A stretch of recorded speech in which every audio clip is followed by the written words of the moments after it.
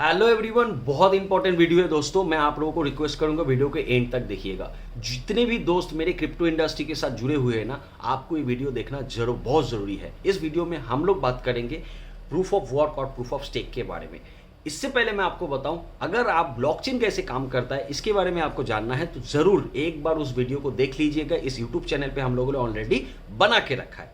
Proof of work एक process है जिस प्रोसेस में ब्लॉकचेन में कोई भी ट्रांजैक्शन को वैलिडेट किया जाता है। नाउ यहाँ पे हम लोग बात करेंगे, आप सब जानते हो कि ब्लॉकचेन के अंदर बहुत सारे ब्लॉक्स के थ्रू ब्लॉकचेन को बनाया जाता है और हर एक ब्लॉकचेन बहुत सारे नोड्स के थ्रू कनेक्टेड रहते हैं। नोड कौन होते हैं? जो ब्लॉकचेन को होल्ड करते हैं।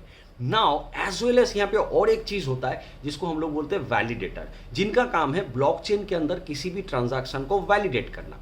नाउ हम लोग थोड़ा सेंट्रलाइज सिस्टम को देखते हैं, जैसे बैंकिंग सिस्टम। अगर मैं आपको 5,000 रुपये का ट्रांजैक्शन किया, अगर मेरे बैंक अकाउंट में 5,000 रुपया उससे ज़्यादा पैसा है तो ये ट्रांजैक्शन होगा। अगर मेरे बैंक अकाउंट में 5,000 के नीचे पैसा है तो ये ट्रांजैक्शन नहीं होगा। लेकिन इस चीज़ को वैलिडेट कौन करता है? एक सेंट्रलाइज अथॉरिटी, जिसको हम लोग बोलते हैं बैंक। नाउ ब्लॉकचेन डिसेंट्रलाइज है, तो यहाँ पे जितने भी वैलिडेटर्स है उनको एक कंपटीशन में उतरना पड़ता है। कैसे? पकड़ लीजिए, हम और आप एक ब्लॉकचेन में ट्रांजैक्शन किए। अब ट्रांजैक्शन होने के बाद एक ट्रांजैक्शन पजल क्रिएट होता है और उस पजल को ये जो लाखों वैलिडेटर्स है वो कंपटीशन करके उसको सॉल्व करते हैं और लाखों में से किसी एक सबसे पहले सॉल्व करता है। जो सबसे पहले इसको सॉल्व करता है उस वैलिडेटर को कुछ नया कॉइन मिलता है और इसी सिस्टम को हम लोग बोलते हैं माइनिंग। जो नया रिवॉर्ड के थ्रू मिलता है एज ए कॉइन, इसको माइनिंग बोलते हैं। हम सब बिटकॉइन माइनिंग को भी जानते हैं। तो एक्चुअली ये जो वैलिडेटर है ये ही माइनर्स है।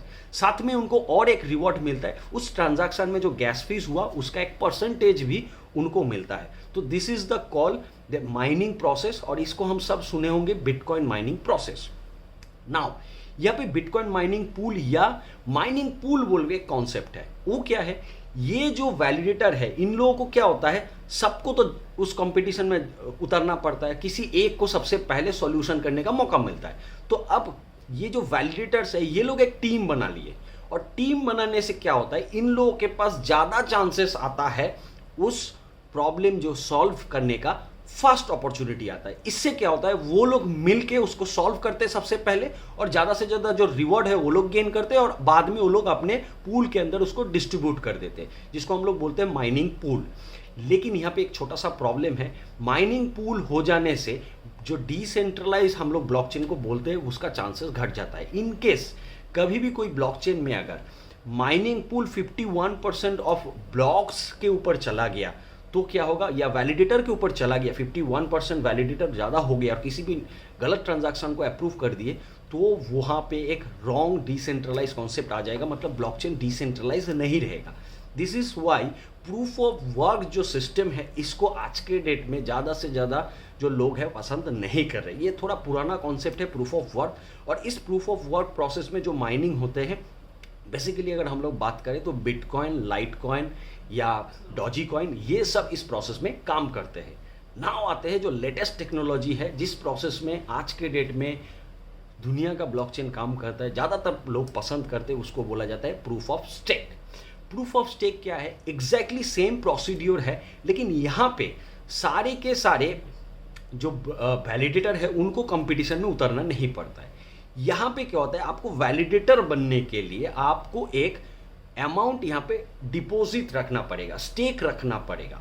नाउ बहुत सारे वैलिडेटर जो वो पैसा यहाँ पे एज ए गिरवी रखते हैं, वो सब के कारण ये ट्रांजैक्शन में किसी एक वैलिडेटर को चुना जाता है ऑटोमेटिकली। मतलब बहुत सारे वैलिडेटर एक पैसा रखा हुआ है, उसमें से किसी एक को चुना जाएगा कि ये ट्रांजैक्शन हुआ है या नहीं है। ये दिस इज लाइक लॉटरी, और जिसको चुना जाएगा उसका काम है उस ट्रांजैक्शन का प्रॉब्लम को सॉल्व करना और संग संग उस ट्रांजैक्शन सॉल्व करने के बाद उनको भी एक रिवॉर्ड मिलता है प्रूफ ऑफ स्टेक में, उसको भी हम लोग माइनिंग बोलते हैं। लेकिन यहाँ पे क्या होता है, अगर वो कोई गलत ट्रांजैक्शन को अप्रूव कर दिया तो उस वैलिडेटर जो पैसा एज ए सिक्योरिटी डिपॉजिट रखा हुआ है उस पैसे से उस पैसे ट्रांजैक्शन का जो फॉल्ट है उसको सॉल्व किया जाता है। दैट्स वाई हम लोग इसको बोलते हैं proof of stake. Now proof of stake में भी अपॉर्चुनिटी है पूल बनाने का, लेकिन यहाँ पे क्या होता है, बहुत सारे छोटे छोटे जो वैलिडेटर है या माइनर्स है वो भी छोटा पैसा देके एक बड़े से पूल का हिस्सा बन सकते हैं। लेकिन यहाँ पे ब्लॉकचेन डिसेंट्रलाइज रहता है क्योंकि ऑटोमेटिकली ब्लॉकचेन से किसी एक को चुना जाता है, और वो कुछ गलती भी करे तो कम से कम उनका जो स्टेक करा हुआ पैसा है उस पैसे से ये ट्रांजैक्शन का अगर कोई प्रॉब्लम होता है तो सॉल्व किया जा सकता है। तो that's why proof of stake blockchain जो है वो कंप्लीट डिसेंट्रलाइज प्रोसेस में काम करता है। मैं यहाँ पे और एक दो एडिट पॉइंट डालना चाहूँगा। आज के डेट में अगर हम लोग प्रूफ ऑफ वर्क से प्रूफ ऑफ स्टेक को ज़्यादा पसंद करें, इसका और एक रीज़न है, प्रूफ ऑफ वर्क जब काम करता है तो सभी के सभी कंप्यूटर को उस वैलिडेटर को जंप करना पड़ता है। मतलब 24 आवर्स हर एक कंप्यूटर जो वैलिडेटर है उसको काम करना पड़ता है। मे भी उसको उस ट्रांजैक्शन का सॉल्यूशन का मौका मिले या ना मिले, इसके कारण ज़्यादा से ज़्यादा यहाँ पे बिजली का खर्चा होने का चांसेस बढ़ जाता है, और ये एक्चुअली होता भी है। लेकिन प्रूफ ऑफ स्टेक में क्या होता है, जो ब्लॉकचेन है वो ऑटोमेटिकली एक वैलिडेटर को चुनता है, इसके कारण सबको काम नहीं करना पड़ता है। इसीलिए यहाँ पे क्या होगा, इलेक्ट्रिक कंजम्पशन भी जो है वो भी थोड़ा कम होता है। दूसरा चीज़, बिटकॉइन माइनिंग के बारे में हम सब सुने होंगे और बहुत सारे कॉइन के माइनिंग के बारे में भी सुने होंगे, लेकिन बिटकॉइन माइनिंग के बारे में एक एडिट पॉइंट मैं आप लोगों के साथ शेयर करूंगा। बिटकॉइन माइनिंग प्रोसेस जो है, जो सिस्टम के थ्रू बिटकॉइन को बनाया गया है, हम सब जानते हैं कि दुनिया में 21 मिलियन बिटकॉइन ही आ सकता है, लेकिन हर 4 साल बाद बिटकॉइन माइनिंग जो होता है वो 50% घट जाता है।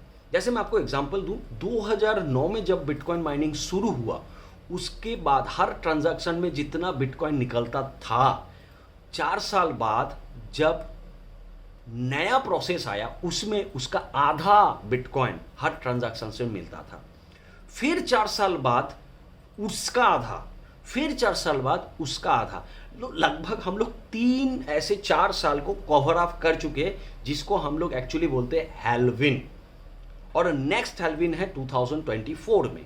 तो आज के डेट में मैं आपको सीधी सी बताऊं, आज के डेट में जो ट्रांजैक्शन सॉल्व बिटकॉइन में होता है, जो माइनिंग होता है, बहुत ही कम बिटकॉइन माइनिंग होता है।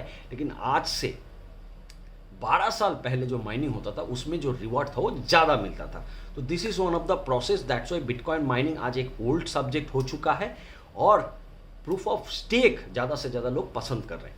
और एक एडिट पॉइंट मैं आप लोगों को देता हूँ, इथेरियम जो है वो जब बना था वो प्रूफ ऑफ वर्क में बना था, लेकिन 2022 के एंड में इथेरियम खुद को प्रूफ ऑफ स्टेक में कन्वर्ट कर चुका है, एंड 2023 में बेसिकली बिटकॉइन इथेरियम जो है वो प्रूफ ऑफ स्टेक में काम कर रहा है, और एक यूनिक प्रोसेस है, और ज़्यादा से ज़्यादा दुनिया के डेवलपर्स जो है वो प्रूफ ऑफ स्टेक को ही पसंद कर रहे हैं।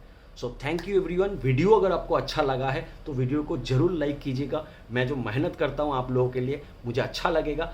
सेकेंड थिंग, आप लोगों को कुछ भी चीज़ जानना है तो ज़रूर टेलीग्राम चैनल पे मुझे मैसेज कर सकते हो। इस वीडियो के कमेंट बॉक्स में आपको मिल जाएगा हम लोगों का टेलीग्राम चैनल का लिंक, एंड वीडियो को आपके दोस्तों को ज़रूर शेयर कीजिए, उनको भी इस इंडस्ट्री का नॉलेज दीजिए। और अगर आप अभी तक चैनल को सब्सक्राइब नहीं किए तो ज़रूर सब्सक्राइब कर लीजिए, क्योंकि ऐसे बहुत सारे वीडियो मैं लाता हूँ जिसको आप मिस कर जाते हो और बहुत सारा नॉलेज जो है आपसे छूट जाता है। सो तब तक के लिए आप सबसे विदा लेते हैं। थैंक यू दोस्त, मिलते हैं नेक्स्ट वीडियो।